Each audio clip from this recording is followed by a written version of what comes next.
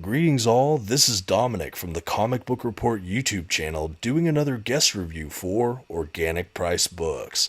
And today I'm happy to share my thoughts on The Silver Surfer by Dan Slott, Michael Allred, and Laura Allred Omnibus from Marvel Comics. This 2023 reprint just came out recently and I had an opportunity to read it and I fell in love. This omnibus had issues written by Dan Slott, illustrated by Michael Allred, with coloring from Laura Allred.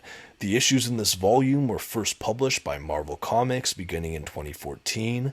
The volume itself collects Silver Surfer, the 2014 series, issues 1 through 15, Silver Surfer, the 2016 series, issues 1 through 14, and material from All New Marvel Now .1 issue 1. The oversized hardcover is a nice glossy print paper stock, and it comes in at 688 pages. I should note that this is the standard edition cover for this omnibus, but that they did release a direct market cover as well. I'll throw up a quick snapshot so you can compare. Both outstanding covers. I personally love this standard edition as it includes all of my favorite players in this collection. This standard edition is also a nice full wraparound cover, as you can see even here across the spine. I believe the direct market looks a little bit different on the spine as well. You can check out JP and Organic Price Books' first look video on this omnibus from a few weeks ago to get more details. Anywho, I love this wraparound cover. I should say that the hardback book itself has art as well that is this same wraparound cover, just with the text removed. So I suppose there is an argument to be made for those getting the direct market because they get that different artwork and they still get this image on the hardback book itself. But again, I'm a sucker for this wraparound cover and no regrets. You can see even the flaps of the dust jacket continue the wraparound image, which I really love. So again, just wanted to give you a quick look at that before taking a look at the actual hardback book itself. You could see what I'm talking about that same wraparound image. But again, just beautiful, no complaints. I love the art direction of the cover design, and I think it really serves the work itself, as even from the cover, you can get an appreciation for everything the Allreds did, as it's really a good representation of all the interior artwork as well. For those perhaps uninitiated to Allred's art style, he's known for having this almost overly animated cartoony look, heavy black outlines, and with the addition of Laura Allred, some superior color work. I think that there is something absolutely pop, vibrant, and incredible about this art style, but I do understand that his art can be a bit polarizing.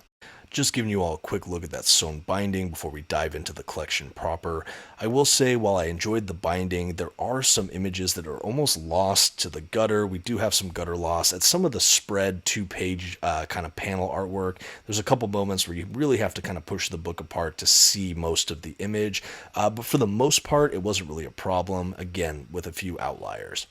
Okay, and with all that exterior work out of the way, we can dive into the run itself. So this is one whole run from Dan Slott and the Allreds, but it's broken apart from two different series, the one that started in 2014 and the kind of relaunch in 2016, but it all reads together perfectly well.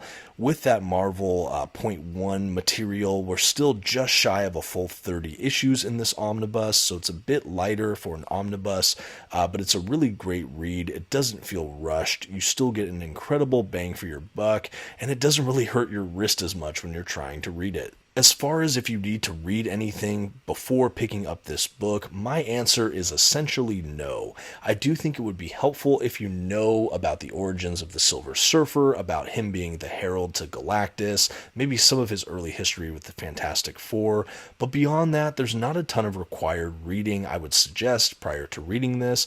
I think that anyone can basically jump into this as an entry point for Silver Surfer reading, and you'll be just fine. Anything that's needed to explain, they do a good job of dropping the exposition in, and I think again it reads very well. I also think a unique quality for this run that I enjoy is this can really easily be a one and done omnibus. I don't think you need to read a bunch before this, and you don't really need to read anything after this. It's fairly self-contained, it does something unique, and I think it can be a great one and done read for many collectors out there. What this series is essentially about, it is about the adventures of Silver Surfer and his companion, the character of Dawn Greenwood, which is of course the woman here with the ladybug printed shirt. She is a new character created by Dan Slott and the Allreds, and she is kind of a, for all intents and purposes, partner for the Silver Surfer, romantic lead in this series, and we get to really just see their cosmic exploration through the universe in this series.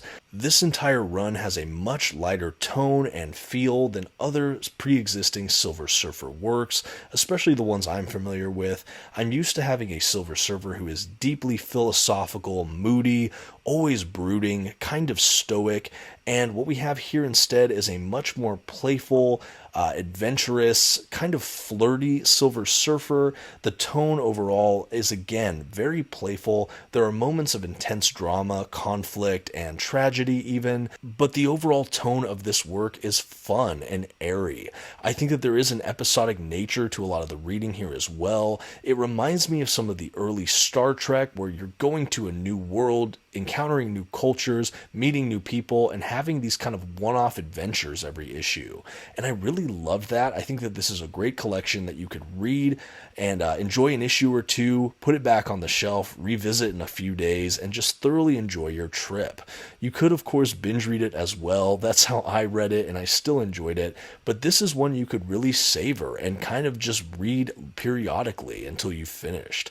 The storyline and narrative does begin to bottleneck towards the end, making it much more of a page-turner, but overall, it's just a really great comfort read that you can just enjoy these little science fiction adventures through the cosmos.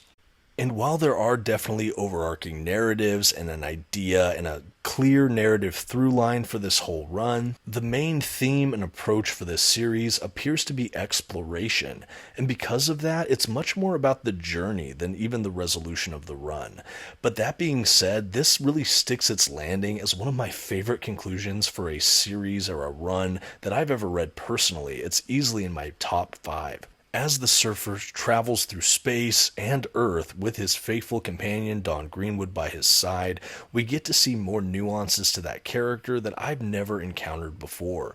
We get to see him in touch with his humanity in unique ways, and we also get to see the wonder of space through the eyes of someone that is kind of just a fish out of water. I'm not sure why no one's really leaned into this idea before Dan Slott, but I think it was a masterstroke to pair the Surfer, this cosmic spanning entity, with someone who's just a humble girl from this small seaside town on Earth. And I love seeing the way this run made the Surfer more human and kind of seeing through the perspective of this Earth girl, and this Earth girl kind of expanding her mind to all of these new cultures, ideas, and just the scope of the universe. It really lends a unique narrative thread to this whole series, and it's something that makes this entire run an absolute standout for me. I do think that this Silver Surfer run also is hard to really get the scope of without reading it yourself, because it's so much more than the sum of its parts.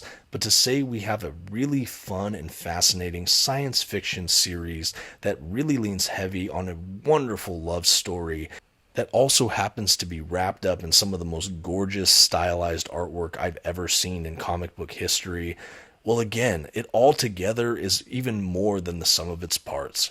I do think that this could really serve as a great comfort read for many out there. It's something about it, it's just so palatable and really enjoyable. Like I said, that episodic nature makes it so easy to just grab off your shelf, read an issue or two, and put back for another fun day. I will say, longer time Silver Surfer fans who maybe haven't encountered this run, this might be the hardest thing to digest, is for people that have one preconceived notion of who the Surfer is, as he's commonly depicted as someone who's very stoic, broody, and philosophical.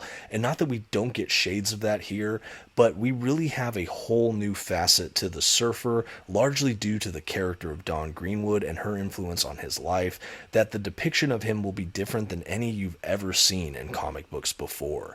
I think new readers to the Silver Surfer will have a much easier time jumping onto this series, but I think it might reward those who are past Silver Surfer fans the most if you can come in with an open mind and open heart to the ideas we see here. The collection concludes with a nice afterword, some variant cover art, and some sketches. I really love the extras we get at the back, especially as an art piece. It was great seeing all the sketches, and that really rounds out the volume, a great series that I'd recommend to almost anyone. If you're interested in a copy, please don't forget to check out organicpricedbooks.com, and for more comic book reviews from me, please check out my channel, The Comic Book Report. Thanks, and have a good one.